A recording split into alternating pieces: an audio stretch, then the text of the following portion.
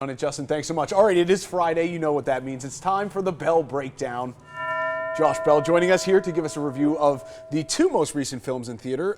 Let's start with Frozen 2. Obviously, yes. This is the sequel to a massively successful first Frozen movie. Yeah. A lot of people think that this could break box office records. I don't know if it'll break records, but it's certainly going to be very, very popular this weekend. Right. Already, I was at the theater last night seeing the movie we'll talk about in a minute, and I saw lots of little princesses already crowding the theater to see Frozen 2. So. Kids very, very eager to see this. It's been 6 years, actually, since the original Frozen. So people who are like little kids have almost grown up, really half their lives, possibly, with Frozen, and parents who've seen it hundreds of times. And I think Frozen is great. I will just say I'm not a parent. I haven't been subjected to it over and over again. But I watched it again recently, and I think it's just one of the best Disney animated movies. And so it's tough to follow something like that up. And it's not a story that was designed to be ongoing, to continue. It resolves in a really nice way. And so we have to create new backstory and new elements of the mythology here in order for us to have a new story. So Anna and Elsa and Kristoff and Olaf the Snowman, they all go on kind of a quest to this mysterious hidden land that, of course, we never knew about, but it was always there, really, we promise. And it relates to their parents and to Elsa's powers. And honestly, this movie adds probably too much backstory and too much mythology. It's a bit cluttered. It feels like they're trying really hard to come up with enough to justify making another movie, but at the same time, it has a lot of what made the first movie really good. It's from the same creative team, the same writers, directors, songwriters, all of that. So it's got some big show-stopping production numbers. The animation is gorgeous. I mean, one thing you can say about Disney is they don't spare any expense on these movies, so it looks beautiful. And I think any parents whose kids are excited to see it are gonna have the right experience.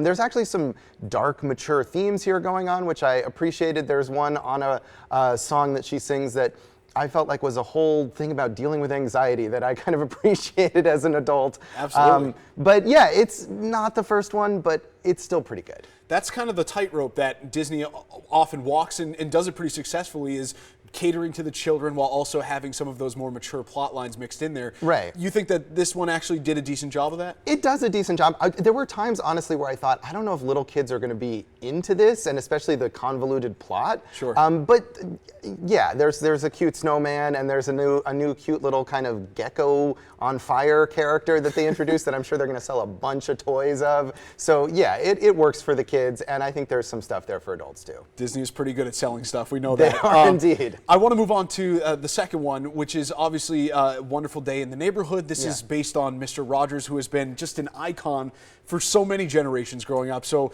I mean, the bar is set so high when you try and make a movie about Mr. Rogers, which they obviously get Tom Hanks to play him, which I think on one hand you can count how many people could do a decent job of playing Mr. Rogers. How would you grade his performance in this movie? I mean, Tom Hanks is Tom Hanks, but in a way that's the problem, because Tom Hanks is always Tom Hanks. Right. And watching this movie, I never really felt immersed in him being Mr. Rogers. And because Mr. Rogers is not just a historical figure, he's a famous pop culture figure. People have seen him on video so much.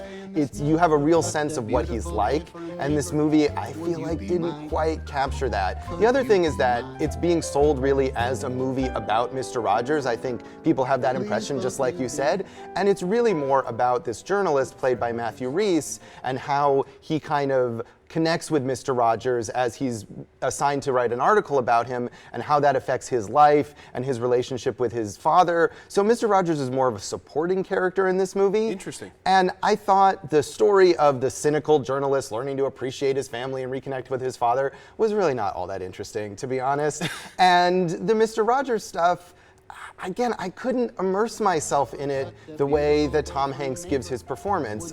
There's some creative touches here. They structure this movie almost as if it's a Mr. Rogers episode, and the transitions are like his little miniatures and stuff like that. So I thought the director did some clever things here, but I was hoping for something more meaningful and more moving. There was a documentary last year called Won't You Be My Neighbor about Mr. Rogers that got a lot of attention, and I think if you want to know about Mr. Rogers, it's better to see that than to see this new movie. That makes sense. I know a lot of people are probably going to go to the theaters hoping to capture some of the nostalgia from their childhood of watching Mr. Rogers. Did you at least get a sense of that out of Tom Hanks? I mean, a little bit. I think if you're looking to cry, you'll cry because, you know, it certainly is going to give you the opportunity for that. My eyes were dry.